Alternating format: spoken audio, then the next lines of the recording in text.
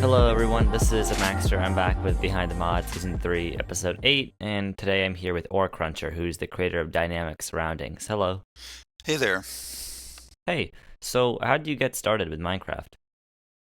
I can blame my kids for that one.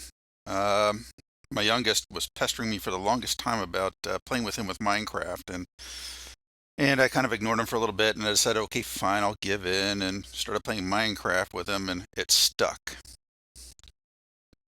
And when did you discover modded for that? Um, it was probably about a year after I started playing regular unmodded Minecraft. I started just before 147, if I recall. And I played with it a year, doing all the redstone stuff and whatnot, and started getting a little bit bored. And that's when I started looking at modded Minecraft to basically um, give me some different goals and to basically expand the content. And what was the first pack or mod you played with? Oh, geez. Oh, let me think. Um, I can't remember the name of it, but I know that it was one of the older Tekkit mod packs because I remember playing quite a bit with industrial craft, with the pipes and the machines and things like that. So, like Tech Classic? Yeah, probably. Yeah. Huh. And did you, like, Dynamic Surroundings, for those who don't know, is a really aesthetic style mod. Did you start to notice, like, hey, the and sound experience of this isn't so great? Um, it's pretty interesting because, at some point along the way, right, you get to the point of where you say, I'm going to make my own mod pack, right? And so I was putting together a mod pack that I was going to play with my friends and things. And one thing that we could agree on was the noise from the rain was just too loud. It was just too much. And so I found the Better Rain mod that Wizbro put together, and we used that. And the thing was is that it fell by the wayside. And so we really liked that mod because again, it tweaked some of the sounds and stuff like that were annoying the bejesus out of us. And I decided I was going to pick that up and basically come up with my own version.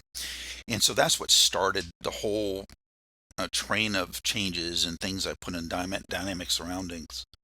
The other thing too for me is I happen to like more the aesthetic building exploration aspects of Minecraft. And if you look at a lot of the mods, especially back when, with like industrial craft, thermal expansion and things, they were pretty much focused on machines and technology and things, Right. and nothing really focused on content. And that's what I really wanted. And so for me, once I put this better range stuff in there, the next logical step for me was is adding like biome sounds and stuff. And that's what started this whole treadmill of just adding stuff. Because it was just basically adding stuff that me and my friends would like to hear or experience in Minecraft. hmm And Better Rain, I think I remember because I've been a user of Dynamic Surroundings pretty early on. If I remember correctly, initially it was kind of like a port of Better Rain, and then it had a few extra things. Yes, yes, that's the way it started. And what inspired you to add all those features that you have over time? Because there's a lot in the mod now. Um, it's pretty much, you look at something like you were addressing before, there seems to be, some missing pieces in Minecraft, at least to me. And so I'd be wandering the world looking at something, let's take the waterfalls, right? Where you have, the water source up above ground, you have the water flowing down and hitting the ground and just kind of making that water flowing sound. And you look at that and it's like, well, where's the splashes? Where's the kind of the roar of the water when it hits the ground? And I look for things like that. And if it's something I could reasonably do in Minecraft on the client side that doesn't, cause lag or, cause, challenges in terms of just trying to get in there and try to get that feature in, I would put something in. And so, like I said, the waterfalls, you look at lava just sitting there on the ground, and it's like, it'd be pretty cool if you had fire jets of some sort, coming out of the lava, kind of like gas escaping and catching fire coming up out of the lava. Um, some of the other things too is just, like the block sounds. Um, like Soul Sand in the Nether. That's actually one of my favorites. The one that gives you kind of the background demonic laughter. Um, it's just, you look at all this stuff, it's just sitting there, and it's like, it's just, the environment's pretty dull. And so I just went through and just started adding things as, it had just occurred to me. And I was like, you know what, this sounds like a pretty cool idea. I'm going to go ahead and put it in. Yeah, I mean that makes a lot of sense, and I think the stuff you mentioned with the Nether is cool too because that's traditionally not had a lot of. I think it's a lot of missed opportunity with all the effects you could have. Like there's not enough creepy sounds and music in it, which is so that's why it's great that your mod does add stuff like that. hmm hmm Yeah, that's just it, because one of the things, at least for me, I can't speak for everybody, but at least for me, one of the things I enjoy a lot about games is, kind of the sound and acoustics and the visuals. Because even though they don't, alter game mechanics, they do influence how you perceive and interact with the game. And so for me, adding this stuff allows me to bring that experience to, I guess, kind of shape, the player's sense of what's going on without actually going through and just mucking with the internals and changing how the game works. And it's really interesting because if you look at like we've had shaders for a while, right? And those are just like, oh, I'm gonna put in super realistic lighting in Minecraft, basically, hmm and with a few extra things. Dynamic surroundings is a lot more mechanical, almost like it doesn't actually add its own content, but the content in it is much more like integrated into the way the game works, I think. Yeah, yeah, and that's one of the things I look at in Minecraft. A lot of people look to have realism, right? Like you said, adding these shader packs to get realistic shading and things like that. And I kind of tend to stick with more of, the way Notch and crew, developed the game initially. It's like the very limited amount of colors they used in their color palette. The kind of the pixelated view of blocks and things like that, because he's trying to keep the feel of kind of some of the older retro style games when he put it together. And for me, I like that type of thing. Because well, I'm over 50 years old. I don't know if you know that, but I'm an old fart. And when I grew up, video games like on the Commodore 64 and stuff like that, we didn't have all the fancy graphics and things like that, right? You look at at a computer monitor and you can see each individual pixel, right? Mhm. And so an artist or a game developer had to do quite a bit in terms of trying to get a sense, give the player a sense of immersion or perspective or feel with, basically a limited tool set. And so I kind of stick with that kind of idea where, I'm not going to overdo it. It's kind of like using what's there, using the style that's there, but, try to give, you know, a sense of, just immersion.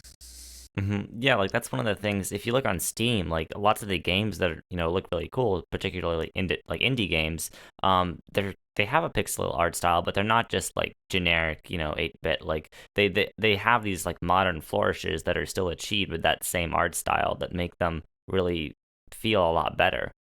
Exactly. And I think, like stuff like dynamic surroundings, it's different because, I don't want to make my Minecraft Unreal Engine. I kind of want to keep it the way it is. So it's nice that it does that. How do you approach keeping like client side, server side, like in terms of features? Like, hey, I know the rain is part server based, like because there's different levels of rain that you can have based on better rain. Are there Mhm. other features like that you plan to add that are more like synchronized across clients, like server, like I keep thinking about that. I know that some of the other, ambient mods out there do have server-side support where it kind of, coordinates or synchronizes, effects on across all clients that are attached to the server. And, one of my concerns with doing stuff like that is performance, right? Um, my background in terms of software, I'm a back end guy. I worked on server software databases and things like that. And so whenever I look at doing something, right? I look at it in terms of how much lag is this going to create on the server? Because I'm pretty sure, you as well as your listeners have played on servers where lag is just a source of pain. You're doing stuff and server starts lagging and it's like, why is it lagging? What's someone else out there doing to the server that's screwing up my gameplay, right? Hmm. And so I'm very mindful of that. And so when I look at, the feature set of dynamic surroundings and what I do, the first thing I think of is like, okay, does this require server side? And if so, what's it going to look like and how much it's going to impact the playability on a server? And because, a lot of what dynamic surroundings does is it kind of looks at the data in the world and it kind of analyzes the area around the player and stuff like that to figure out what it's going to do. And that can be quite intensive. And so if I were to have that type of logic on the server and you've got 30 people on a server, that's a lot of processing. And to me is that, people, they like their tech mods. They like all this other stuff that can be heavy in terms of computational requirements on the server. And I was like, I really don't want to add to that, you Yeah. know, because, that would just kind of break the experience of the mod pack, in a multiplayer server environment. Hmm. Now, looking at the future, I've definitely been thinking about things like, for example, like the footprints. Something I just recently added. Right now the footprints are only recorded for the player, right? Because if you were on a multiplayer server and you look at everybody walking around, you don't see footprints for them. You only see footprints for yourself. And so one of the things I've been thinking about is like, well, is there a possibility of me, somehow having server-side support for that so that everybody leaves footprints. So when you're looking at the world and you see all the people wandering around, world spawn or wherever they're leaving footprints. And so I'm looking at that, but again, I don't want to sacrifice, performance of a server just to put, coordinated footprints in. Yeah, I mean that makes a lot of sense because I lots of Minecraft servers face tick issues as is. Um, and it's nice that you're considering that because I think lots of people what you'll see is they'll take a mod pack that doesn't have dynamic surroundings and they'll play on say like an FTB Infinity server and they'll add dynamic surroundings because they want that client experience, and so it's nice that they can kind of keep that separate because they can add it themselves if they want if it's not already in a pack. Yeah, and that was intentional on my part because again, I play FTB mod packs, and the public servers I play on, obviously dynamic surroundings is not part of that pack, but yet I want the dynamic surroundings experience, and I want to be able to just take that mod and just drop it in and play.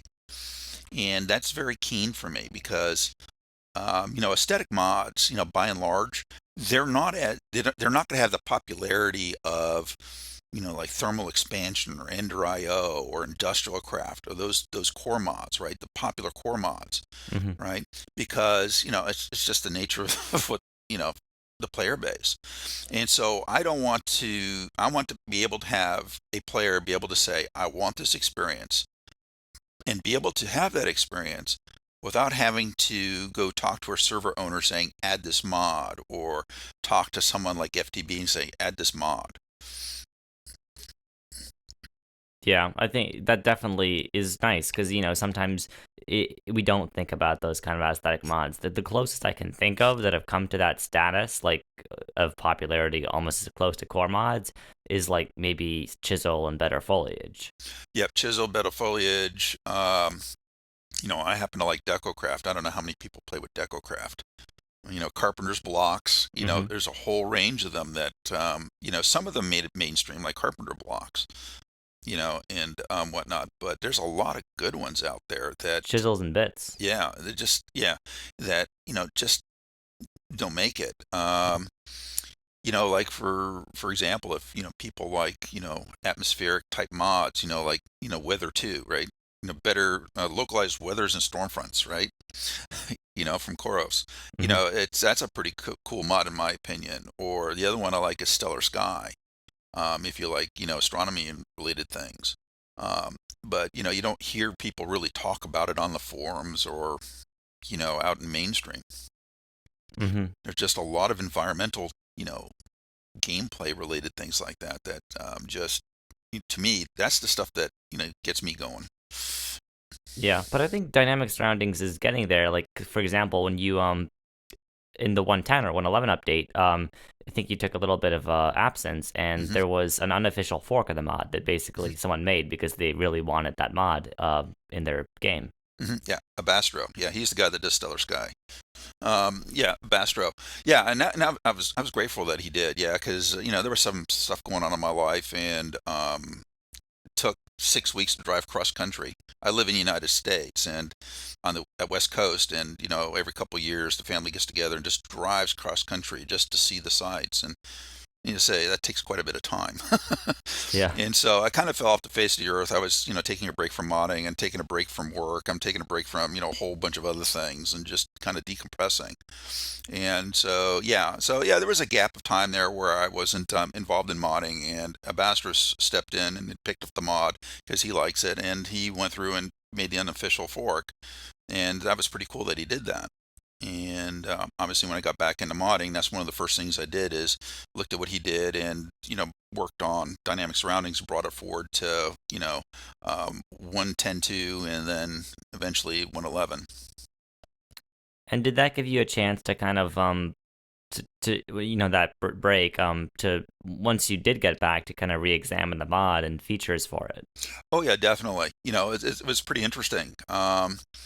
Sometimes, I've been in this industry doing software development stuff like that for about 25 years, and a lot of times when you're working, you work, you work, you work, you work and work, and you kind of develop a tunnel vision, right? You do, and because you're so ingrained in doing what you're doing on a day-to-day basis, you just get hyper focused on things. And so by taking this break, right, and doing whatever I did, and I came back and I started looking at what I did, and I said, you know what, this could be better, or that could be better. I should be doing this and not that, or it'd be pretty cool if, right? And so you come back with a fresh set of eyes and a fresh perspective on what you did, and then you can evolve it. And so that's what I found happened. It was pretty interesting that, I started looking at the code base, and I just essentially, if you were to look at what I did for, the 1710 code base, and then you look at, what, 110 and 111 came, internally, they're almost entirely different mods. They really are. And it was a lot of work, but it definitely gives me more of a route going forward in terms of, adding stuff. But yeah. Mhm. Hmm. And some of the things you added, like you added a lot of stuff since then. Some of which I think you now like disable by default, like the health indicators and stuff, Mhm. or yeah, the chat bubbles. That's what I'm thinking of. Stuff like Yeah. that. Mhm. Have you? So is that like making it more of a not just like pure like world aesthetics, but also kind of like improving the overall client experience? Yeah, I think, for me, I put it in. And one of the reasons that motivated me to put it in was I was learning some stuff about graphics. Um, you know, and so I went through and put it in. And it's at the very edge. If you look at, the broad theme of dynamic surroundings, right? Improving the sight and sound experience of the Minecraft, right? Hmm. And you can look at things like the biome sounds and stuff like that, the visuals like the fireflies and some of the other things. And you say, well, that's definitely within the realm of improving sight and sound. If you look at chat bubbles and the emojis, the villager emojis and the entity emojis, right? Hmm. That to me is kind of at the very edge of that, where on one hand, you can say, well, it's sight and sound, right? Obviously, you can look at it, you get the experience. But if on the other side is looking at, well, that's starting to get more into like game mechanics, and it's not really immersion related, right? It's something different, right? It's not adding to the immersion or the feel of the game. And so I've had message interchanges with some of the other users of the mod about these things, and ultimately I decided, you know what, I'm going to turn them off by default because by and large I think people were viewing it as it was kind of breaking the immersion, right?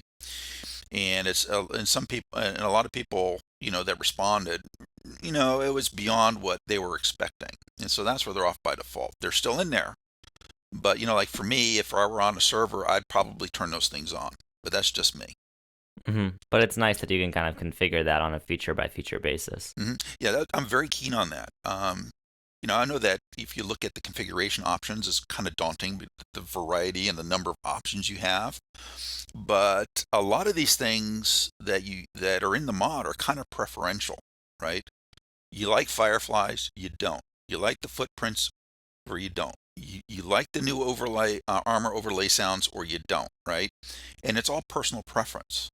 And so to me, when I was doing this, a lot of the stuff I like myself, right? I'm doing it because I like it. Yeah. But I recognize that not everybody's me. And so I go through the effort to make sure that if someone doesn't like something, they can turn it off so it doesn't bother them. It's like sounds, one of the infamous sounds, the bison, right? I had originally when I put the bison sound in for the planes, it can be rather abrupt, right? Because people listen to that and what the heck is that? Well, it's actually Yeah. a bison, right? but but a lot of people didn't like it, so it's still in the mod, but the sound is blocked by default because there's a lot of people that just didn't like it. I personally like it, right? But the thing is that because of that one incident or that one sound, I went through and added the ability to block any sound in the mod pack. So if you go to the block sounds configuration option in UI, you'll see every sound that's registered with Minecraft in that mod pack, and you can block any one of them. Because, for me, I know there's some sounds in other mods I don't like, and I wished I could block them. And so it actually, that one incident led to this feature. But again, it goes back to allowing a player to tailor his client experience and his, what he believes immersion is. And I want to make sure that they have that ability to do that. hmm Yeah, that's pretty cool that you can the whole sound disabling thing, and like the bison sounds, and there's a lot of examples of this in the mod. I think it kind of adds these sounds that are beyond the vanilla game in some sense, because like it definitely gives you immersion, but like there's no bison mob in Minecraft. I mean maybe there is with a mod, but it's kind of like it's more about the feeling than the content itself. Yeah, it's the sense, right? Yeah. Because, it's kind of like, again, it's in the back of your mind and it's there. And just because it's in the back of your mind, it colors how you look at something or interact with something. Sound is a very powerful thing. hmm Yeah, for sure. I mean, sound is really, I think it's sometimes underestimated. Like you'll look at let's just say like like non experienced modders making a mod, usually the last thing they think about is the sound effect. They'll Hmm. think about the texture, what does the item do. They're not going to think about, oh, what about the music and the sounds. Hmm. Hmm. But I think that informs a big part of the mod, because that's really the most noticeable thing when people install dynamic surroundings and they craft something or they go in a village. They're going to hear a lot of sounds. Hmm. Yeah. The other interesting sound that I think kind of bothered people when I first added it was the heartbeat sound, right? It's part of if a player's health drops below, I think, well, it gets down to about 4 hearts, or 8 health. It'll start playing a heartbeat sound, indicating that you're at low health, right? hmm And you know, to me, that's more of an audible indicator that your health is getting low. Because when you're in there battling mobs or other players, whatever you're doing, right, you're paying attention to what's on the screen, and you're not necessarily, staring at your hot bar and all the little bubbles above it. And so I added that audible, and it had the secondary effect that it's a heartbeat sound, right? It kind of gives you a sense of impending doom, right? Yeah.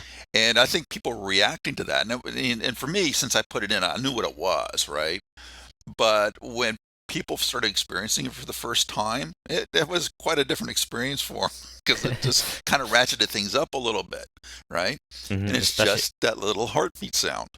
especially if you're like wearing headphones. Yeah, I Hmm. know it like gives some people kind of like mild anxiety, like uh-oh, like what's going on. Exactly. And so it had that effect, and it wasn't intentional on my part, but again, it demonstrates the power of sound. Yeah, for sure. And when it comes to other mods, how do you approach integrating with them? Like, I know there's ambient sounds by Hmm. Creative MD, which is like Hmm. similar, sort of, not quite as in depth, I think, but it Hmm. adds basic sounds in different biomes. Like mods like that, how do you approach working with them to make dynamic surroundings work with them? What's really interesting is the fact that we don't talk. We really don't. We each do our own thing, and where ambient sounds comes in, it's kind of like it works. It's pretty interesting because a lot of people think that dynamic surroundings is trying to replace ambient sounds, vice versa, and stuff like that. And it's like we do similar things, but the sound profiles are entirely different. And there are players out there that use both those mods at the same time, right? Because ambient sounds is the focus is a little bit different. His sound clips and stuff like that for the biomes are much larger, right? Hmm. If you look at his download size, the last time I looked at it was a couple days ago, is like 64 megabytes, and it's because of the sounds he has, right? Because he has very long sound, rich sound clips, right? Right. Whereas dynamic surroundings, right? I use smaller clips and looping, and I do some other things. Try to reduce uh, the size of the sounds, and so just because of what I do and what he does, a lot of times they can overlap, and in fact, you wind up with an even better experience, right? Right. But yeah, there's no real coordination, and I think it's just Creative MD is going off what he's doing and what he perceives and what he likes, and I'm doing what I'm liking, and it's just working. Hmm. Um, where I work with more of the other mods in terms of integration, are things like, for example, I just recently added a feature for facade support, like Ender IO. Ender IO, you can put down your conduit, and you can put a facade on that conduit, and it stands to reason that if you have, let's say, a wood plank facade on this conduit, when you walk on it, it should sound like wood planks, right? Hmm. And so I added some extra code to go through and say, oh, you have Vendor IO installed. That means I can go ask and query this block saying, okay, what's your facade? What's it look like? Oh, it's wood. So I'm going to play the sounds for wood when you walk on it, right? And so for me, that, I have more interaction with those mod authors, believe it or not, than other people making aesthetic mods like Creative MD. Hmm. And then there's some stuff like Tough as Nails, which is kind of a combination of both. I think there was Hmm. a seasons conflict with that I think is resolved now. Yeah, yeah. One of the challenges is that with Toughest Nails adds seasons where it goes through and does things differently than some of the other season mods. There's a calendar API that was put out there by Foxy, and the intent was to be a framework for other modders to provide basically season support, right?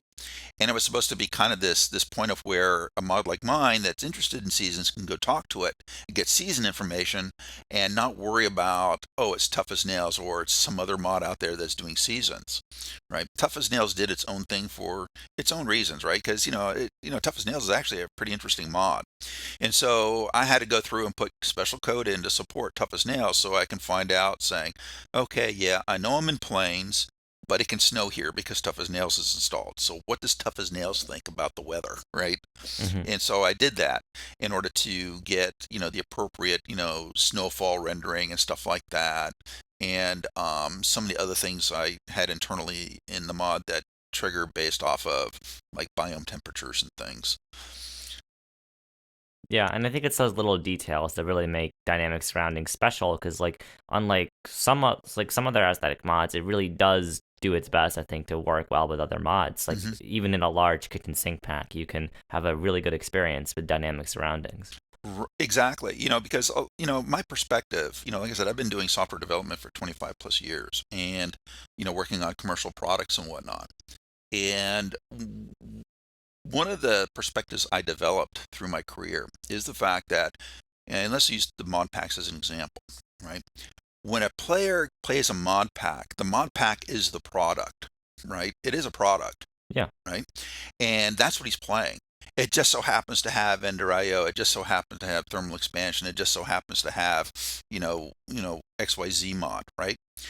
And And all those mods, right, are put collectively together. The mod pack author went through and tuned things, changed configuration and stuff like that to make as seamless an experience as possible and convey what he wants with with the mod pack. And so I'm very mindful of that, because a lot of people, I doubt they're going to go through and install Forge just to have dynamic surroundings, right? they, they're going to want, I have this mod pack and I want to add dynamic surroundings to it to get that Hmm. additional experience. And so, yeah, I need to work with these things and fit in there seamlessly, right? So it's not disruptive. Yeah. Not to mention, I could add little things like the Ender IO conduit facade support, right? It Hmm. just adds more to the immersion. It doesn't break things, right? You work well with it, and it gives the player the experience he's looking for. Hmm. Yeah, I think that's really cool.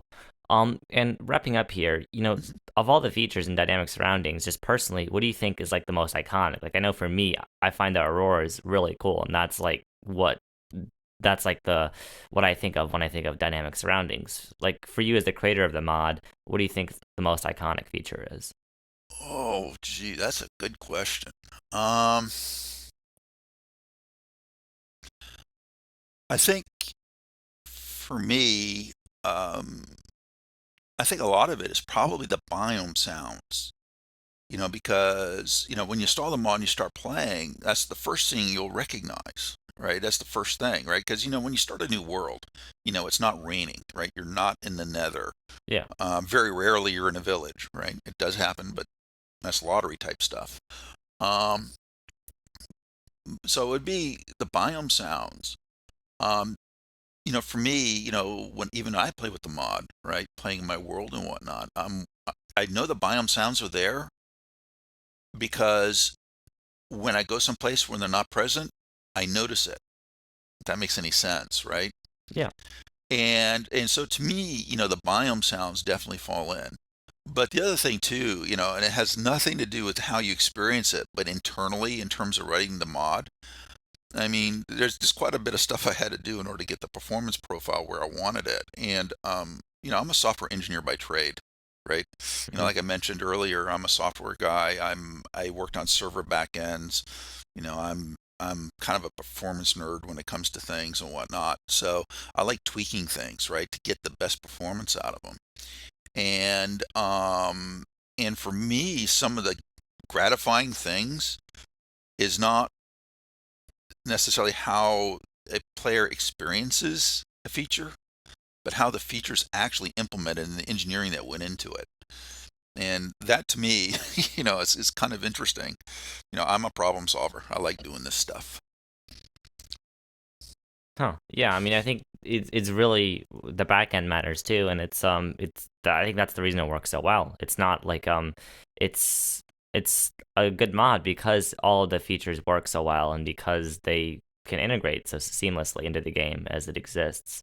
Um, and I think that's what people love about it. Thank you so much for coming on.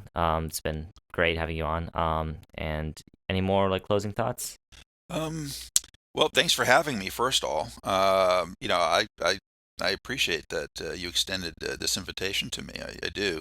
Um, I it's really interesting. Is that, what I really like from the players is I like their feedback and I actually like their ideas. You know, some of these things I put in came from the player base. It's not, as much as I like to claim some of this stuff as original thought, a lot of the suggestions came from players, and I really like to hear ideas from the players. I really like their suggestions, and so my closing thought would be, you know, if you think something would be cool to add, let me know. Yeah. And I'll definitely entertain it. And if it's practical, I may do it. Awesome. Well, yeah, I think the players are a big part of what makes modern Minecraft so great. So yeah, that's pretty cool. And again, thank you everyone who's listening to this either as a podcast or on YouTube. You can catch us in all those places. And yeah, see you in the next one. Goodbye. Thank you to all my patrons. If you want to join them, then check out the link in the description to support the show. Thanks, and see you next time.